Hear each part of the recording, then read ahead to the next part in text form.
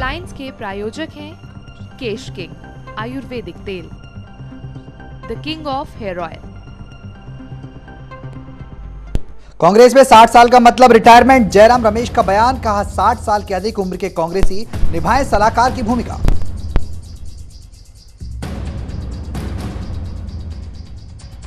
दिल्ली में एलजी की बैठक के बाद एक बार फिर पीएम पर भड़के केजरीवाल, कहा महिला सुरक्षा को लेकर प्रधानमंत्री को चैन से नहीं सोने दूंगा।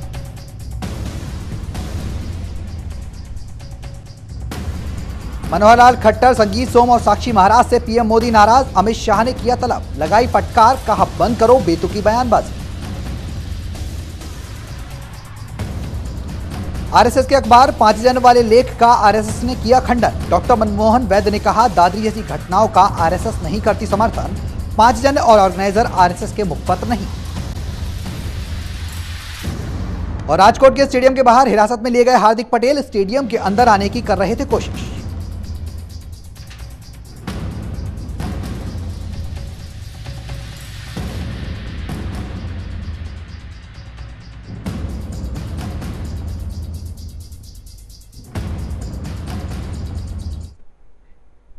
नमस्कार, आप देख रहे हैं चैनल वन न्यूज। मैं हूं आपके साथ सौरभ जौहरी। शाम के 5 बज चुके हैं और 5 बजे की 5 बड़ी खबरों के साथ हम हाजिर हैं। आपको बता दें, बयानबाजी से मोदी खफा है। ये हमारी 5 बड़ी खबरें हैं। रेप पर सियासत, लेक से किनारा, हिरासत में हार्दिक पटेल लिए गए हैं।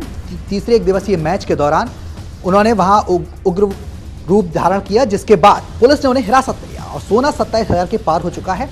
सबसे बड़ी खबर हमारी जो है बयानबाजी से, लगातार जिस तरीके से बीफ विवाद को लेकर एक के बाद एक नेता बयानबाजी दे रहे हैं बीजेपी के, चाहे बात की जाए संगीत सोम की, बीजेपी विधायक, या फिर साक्षी महाराज, या फिर योगी आदित्यनाथ, तमाम ऐसी सूचियां हैं। अभी हाल ही में हरियाणा के मुख्यमंत्री मनोहर लाल खट्टर ने भी बीफ को लेकर एक विवादित बयान दिया। कहा था कि बीफ को जो खाएगा वो भारत में नहीं रहकर पाकिस्तान में वो जा सकता है। तो तमाम तरीके की बयानबाजी जो बीजेपी के दिग्गज नेताओं की तरफ से लगातार की जा रही है, उससे पीएम मोदी खासा नाराज हैं, जिसको लेकर अमित शाह ने एक बैठक भी बुलाई है। इस पर करेंगे चर्चा। उसके बाद आपको बता दें, दिल्ली में लगातार जो रेप हुए हैं, 2 रेप हुए हैं बच्चियों के साथ, उसमें लगातार सियासत बढ़ती जा रही है। केजरीवाल ने केंद्र पर सीधा सीधा निशाना साधा है और कहा है दिल्ली में जो व्यवस्था बिगड़ रही है, कानून व्यवस्था, वो दिल्ली पुलिस की ढिलाई की वजह से बिगड़ रही है और एक बार केंद्र दिल्ली पुलिस को अरविंद केजरीवाल यानी दिल्ली सरकार के हवाले कर दे।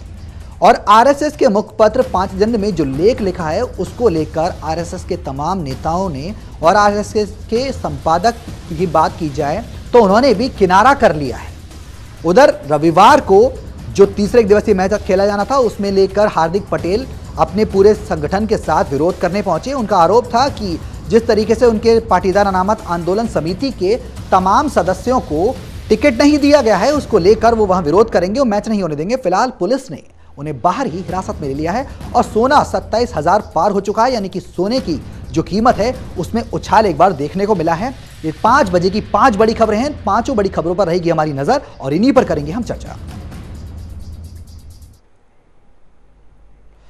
बीजेपी नेताओं की तरफ से लगातार दादरी पर हो रही बयानबाजी से पीएम मोदी खासा खफा हो गए हैं। लिहाजा बीजेपी अध्यक्ष अमित शाह ने आनंद फानन में बैठक बुलाई, जिसमें हरियाणा के मुख्यमंत्री मनोहर लाल खट्टर, साक्षी महाराज, संगीत सोम सहित कई अन्य नेताओं को जमकर फटकार लगाई है और चेतावनी देते हुए कहा कि बेतुकी बयानबाजी बंद होनी चाहिए। शाह ने नेताओं की करीब 30 मिनट तक बैठक की इन लोगों के साथ की। आपको बता दें कि 2 दिन पहले खट्टर ने बीफ पर बयान देते हुए कहा था कि जो मांस खाना चाहता है उसे पाकिस्तान भेज दिया जाए। हालांकि खट्टर ने अपने बयान पर सफाई देते हुए कहा था कि उनके इंटरव्यू के अंश को मीडिया ने तोड़ मरोड़ कर पेश किया है। वहीं बीजेपी के कई अन्य नेता भी लगातार विवादित बयान देकर सुर्खियों में आ चुके हैं, जिसको लेकर प्रधानमंत्री मोदी ने खासा नाराजगी व्यक्त की।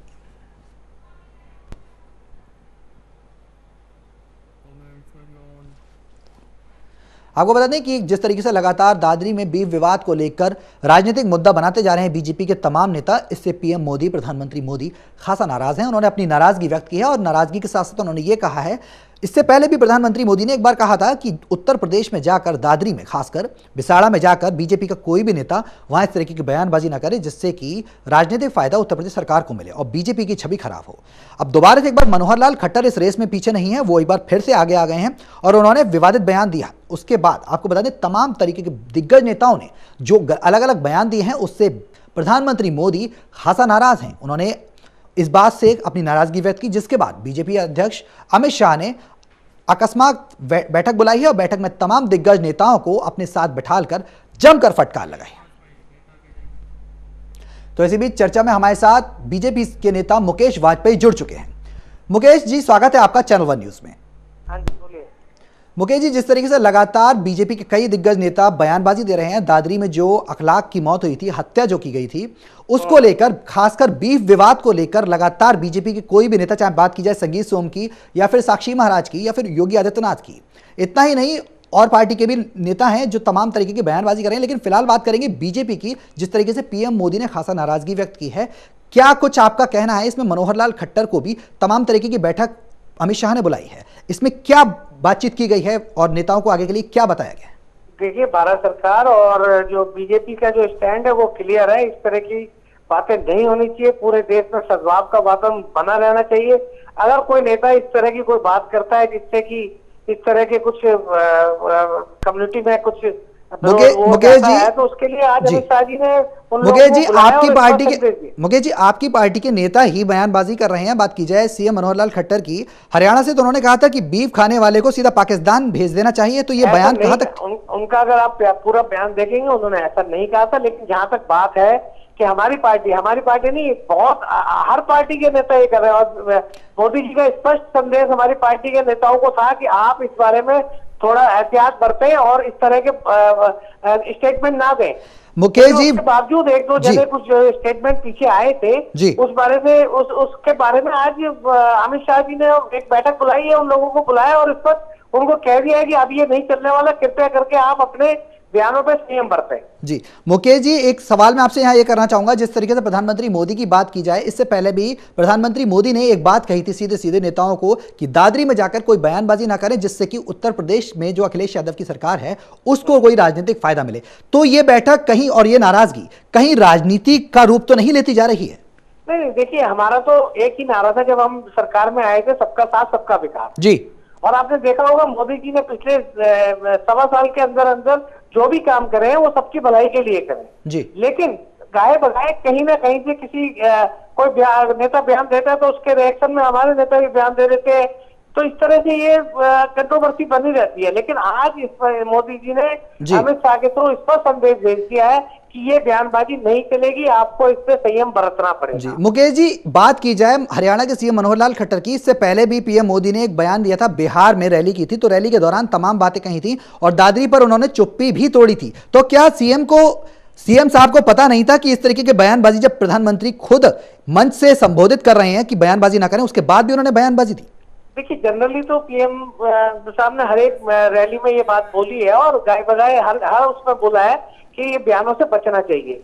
लेकिन तब भी एक दो नेता ऐसे हैं जो कि इस तरह के बयान, कहीं कोई बयान आता है तो उसके रिएक्शन में तुरंत अपना बयान दे देते हैं। लेकिन आज उस पर स्पष्ट तौर पे, स्पेसिफिक तौर पे उनको बुला के और उनको समझा दिया गया है। जी, एक सवाल आपसे यहाँ ये करना चाहूंगा मुकेश जी, जिस तरीके से लगातार बयानबाजी बढ़ती जा रही है, खास तौर पर बात की जाए दादरी को लेकर, तो जिस तरीके की बयानबाजी बीजेपी के तमाम दिग्गज नेता कह रहे हैं, बार बार समझाते हैं, वो फिर बार बार बयान लिख देता है। और खास तौर पर 5 जन के लेख में भी, आरएसएस के मुखपत्र में भी उन्होंने एक तरीके का लेख लिखा है कि गाय का अगर कोई वध करता है तो उसकी हत्या करना कोई दोष नहीं है। ये कहां तक ठीक है? देखिए, पांचजन्य में जो लेख छपा है वो मैंने अभी पढ़ा नहीं, लेकिन पांचजन्य एक मैगजीन है जिसपे कि विभिन्न प्रकार के लेखक अपने लेख लिखते रहते हैं। इसका मतलब ये नहीं रहता कि वो आरएसएस की विचारधारा है। ये किसी एक लेखक ने उसका पूरा संदर्भ पढ़े, उसने क्यों लिखा, किस तरह से लिखा, क्या ऑथेंटिकेशन दी है, तो पूरा पढ़ेंगे तो मैं आपका जवाब दे पाऊंगा। लेकिन आरएसएस की विचारधारा, ना बीजेपी की ना आरएसएस की इस तरह की कोई विचारधारा, लेकिन विचारधारा नहीं है मुकेश जी। लेकिन उसके बावजूद भी जो अखलाक के जो हत्या होती है दादरी में, बिसाड़ा में, उसके बाद जो आरोपी पकड़े जाते हैं वो बीजेपी के ही होते हैं और उसमें से 10 में से 7 आरोपी जो पकड़े जाते हैं वो बीजेपी के ही होते हैं। ऐसा क्यों? देखिए, पुलिस ने पकड़ लिया, किसको पकड़ा, क्या जांच हुई, क्या उसके ऊपर एफआईआर हुई, देखिए उसमें एक बीजेपी के नेता जी अभी इस पे कह देना बहुत जल्दबाजी है। पकड़ने को तो आप किसी को भी पकड़ लें जी, बीजेपी आप उसको थाने में ले जाए, लेकिन आप तहकीकात करिए, तहकीक के बाद क्या सबूत मिलते हैं उसको कोर्ट के सामने पेश करिए, कोर्ट क्या उसमें डिसीजन लेती है जी। तो अगली रणनीति क्या होगी? क्या प्रधानमंत्री मोदी की बात की जाए तो क्या ये राजनीति साधने में लगे हुए हैं या फिर एक बार फिर से धर्मनिरपेक्षता, जो एक संविधान में एक मौलिक तत्व भी बताया गया प्रस्तावना में, उसको कहीं ना कहीं बाधित नहीं किया जा रहा बीजेपी नेताओं की तरफ से, उसको धूमिल नहीं किया जा रहा उसकी छवि को? धर्मनिरपेक्षता संविधान में आत्मा है एक पूरे संविधान की जी। तो वो तो किसी भी कीमत में हम उसको संविधान को हम उस आत्मा को निकलने नहीं देंगे। लेकिन जहां तक ये जो रिएक्शन हो जाता है, कोई बयान देता है चाहे वो किसी भी पार्टी का हो और उसके बाद हमारी पार्टी का कोई नेता रिएक्शन में अगर कोई बयान दे देता है तो उस पर जरूर लगाम लगाने की बात करिए और ये लगाम लग गई है। जी, आप कह रहे हैं मुकेश जी ये लगाम फिलहाल लग गई है, लेकिन आपके अनुसार ये लगाम लग गई है, लेकिन प्रधानमंत्री मोदी को बार बार क्यों चेताना पड़ रहा है अपनी की पार्टी के नेताओं को? हालांकि बिहार में मैंने जैसा कि आपसे पूछा भी था कि बिहार में रैली के दौरान उन्होंने सख्त निर्देश दिए थे कि कोई भी बयानबाजी ना हो, उसके बाद भी बयानबाजी लगातार जारी है। नहीं, देखिए मैं आपको समझा रहा हूँ ना कि कई बार ऐसा होता है कि किसी ने कोई बयान दिया जी और उसके रिएक्शन में कोई बयान आ गया, लेकिन अब तो हमने स्पष्ट, मोदी जी ने और अमित शाह जी ने स्पष्ट कर दिया है कि आप रिएक्शन में भी कोई इस तरह का बयान नहीं देंगे, आप संयम बरतेंगे, आप बिल्कुल इस तरह के बयानबाजी में नहीं फंसेंगे।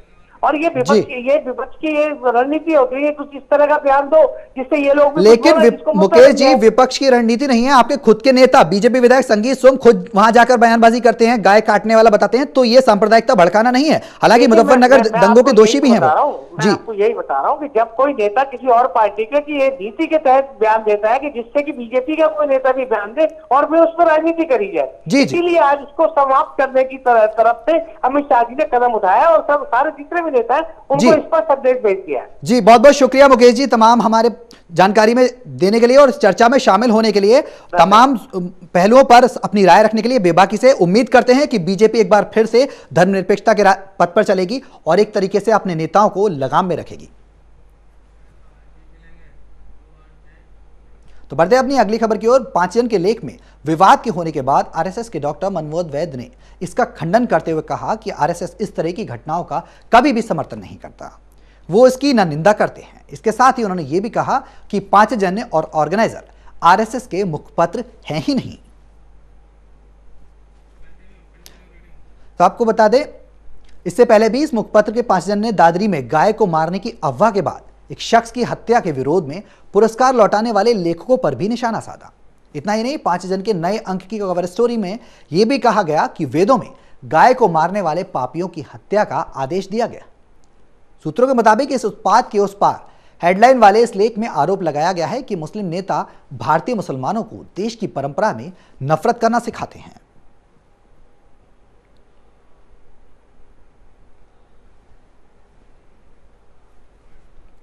तो आपको बता दें, 5 जन में जिस तरीके से लेख लिखा है, उसमें लेख में छापा गया है एक पत्रिका में कि गाय की जो हत्या करता है यानी गौवध जो करता है उसको सीधे सीधे मृत्यु दंड दिया जाना चाहिए। तो एक बार फिर से 5 जन ने और आरएसएस यूं कह सकते हैं एक बार फिर से अपनी पुस्तिका और साथ ही साथ इस लेख के जरिए चर्चा में आ गया है। आपको बता दें, वेदों में गाय मारने वालों को हत्यारा बताया गया है और यह भी कहा गया है कि जो गौ हत्या करता है उसकी तुरंत हत्या कर देनी चाहिए, उसमें कोई पाप नहीं है।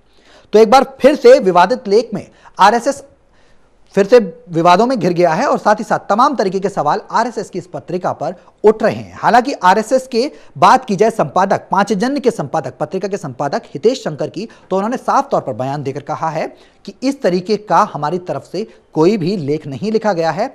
आरएसएस कभी भी धर्मनिरपेक्षता को खंडित करने का कोई भी कार्य नहीं करता है। तो तमाम तरीके की बातें जो एक के बाद एक जब विवाद उठा इस लेख को लेकर, तो सब अपनी पक्ष रखने आए। साथ साथ 5 जन के जितने भी संपादक थे, संपादक की बात की जाए हितेश शंकर की और संघ प्रमुख राकेश सिन्हा की बात की जाए, तो उन्होंने भी इस पर अपने विचार रखे और उन्होंने कहा कि दादरी में हिंसा को और सांप्रदायिकता को हम बढ़ावा नहीं देते हैं।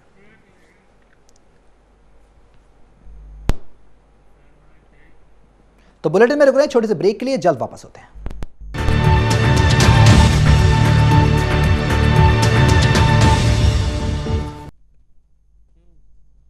और दक्षिण अफ्रीका के बीच खेले जाने वाले तीसरे वनडे के दौरान स्टेडियम में घुसने की कोशिश कर रहे हार्दिक पटेल को पुलिस ने हिरासत में ले लिया। आपको बता दें कि पटेल आरक्षण के मुद्दे को लेकर प्रदर्शन कर रहे हार्दिक पटेल ने स्टेडियम में प्रदर्शन करने की धमकी दी थी कि वो टीम को राजकोट में आने नहीं देंगे, लेकिन अब उन्हें गिरफ्तार कर लिया गया।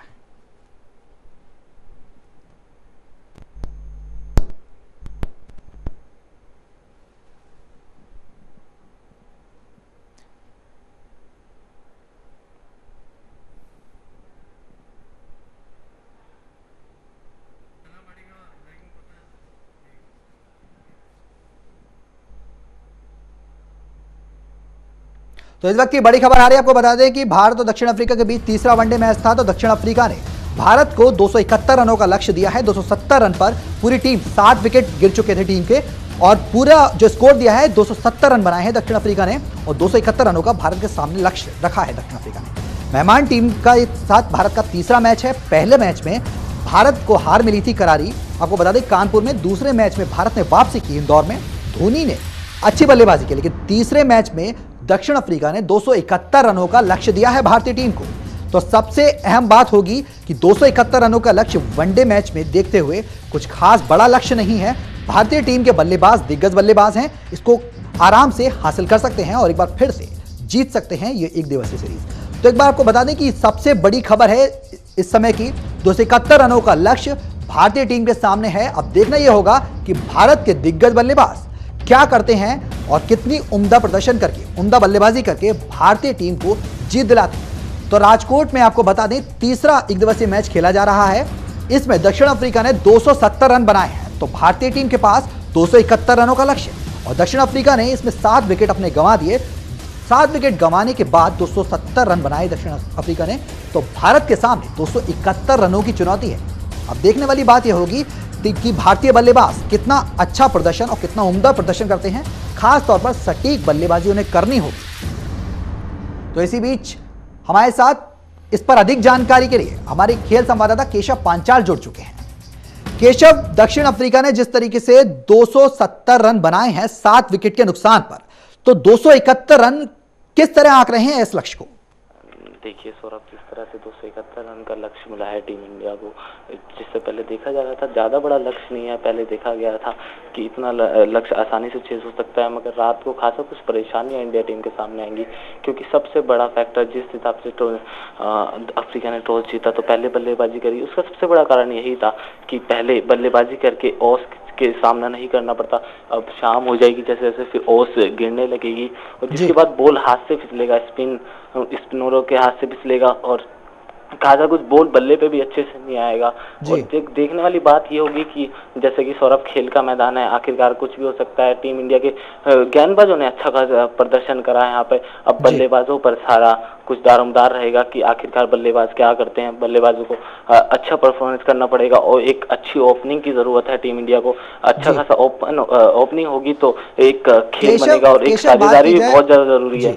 केशव, बात की जाए बल्लेबाजी की, तो बल्लेबाजी क्रम की अगर भारतीय टीम की बात की जाए तो सबसे ज्यादा जो दारोमदार है वो किन किन बल्लेबाजों पर रहने वाला है? देखिए, निश्चित रूप से ये बहुत ही गौर करने वाली बात होगी, क्योंकि सबसे धोनी एक कप्तान के रूप में है यहाँ पर। धोनी और विराट में जैसे शुरू से एक दरार टाइप चल रही है, जो कि सब देख पा रहे हैं आसानी से। और सबसे ज़्यादा दारोमदार की बात करी जाए तो धोनी पे सबसे ज़्यादा दारोमदार है, विराट पे सबसे ज़्यादा दारोमदार है, और सारे जो उच्च स्तर के बल्लेबाज हैं सब पे ज़्यादा दारोमदार रहेगा, और सबको अच्छा परफॉर्मेंस देनी पड़ेगी, क्योंकि यहाँ पे इतना अच्छा स्कोर, सम्मानजनक स्कोर है कि ये भी नहीं कह सकते कि हम टीम इंडिया इस लक्ष्य को आसानी से पा लेगा, क्योंकि बिल्कुल केशव, ये टीम इंडिया के लिए बहुत बड़ी चुनौती होगी। बहुत बहुत शुक्रिया हमारे साथ इस चर्चा में शामिल होने के लिए और तमाम इस मैच के बारे में उन पहलुओं को साफ करने के लिए।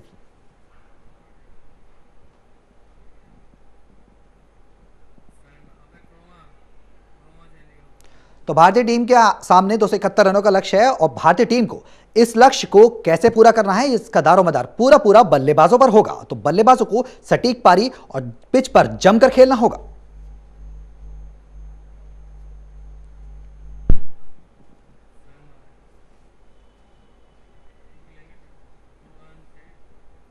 चलिए बढ़ते हैं आगे, बात करते हैं पश्चिमी दिल्ली की। पश्चिमी दिल्ली के निहाल विहार इलाके में 2.5 साल की एक बच्ची के साथ बलात्कार के सिलसिले में 2 किशोरों को हिरासत में लिया गया है। पुलिस ने कहा कि दोनों आरोपियों की उम्र लगभग 17 साल है और ये एक ही पड़ोस में रहते हैं। बच्ची के परिवार वाले इन दोनों को जानते हैं। पुलिस अधिकारी ने कहा कि शुक्रवार रात को इन्होंने इलाके में बिजली गुल हो जाने का फायदा उठाया और बच्ची को अपहरित कर लिया। साथ ही इस बात का खुलासा भी हुआ है कि इनमें से एक ने बच्ची के साथ दुष्कर्म किया। हालांकि सीसीटीवी फुटेज में जिन 2 लोगों की तस्वीर कैद हुई थी वो लोग आरोपी नहीं निकले। उस फुटेज में 2 लोग एक बच्ची को मोटरसाइकिल पर ले जाते हुए दिख रहे थे। पुलिस संयुक्त आयुक्त दीपेंद्र पाठक ने कहा कि इस मामले में 15 से ज्यादा टीमें बनाई गई हैं और लगभग 250 स्थानीय लोगों से पूरी रात पूछताछ की गई। इसके बाद पुलिस ने कुछ लोगों को छांटकर अलग किया और फिर आरोपी किशोरों को पकड़ा गया।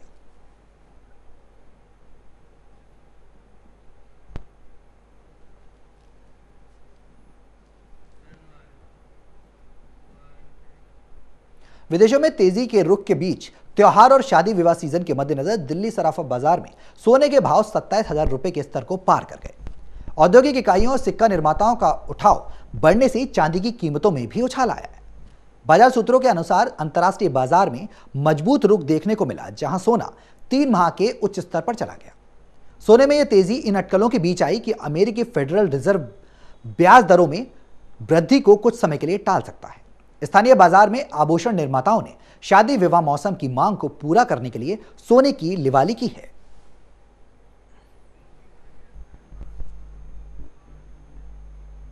तो 5 बजे की 5 बड़ी खबरों में मेरे साथ इतना ही। चैनल वन न्यूज पर खबरों का सिलसिला लगातार जारी है। नमस्कार।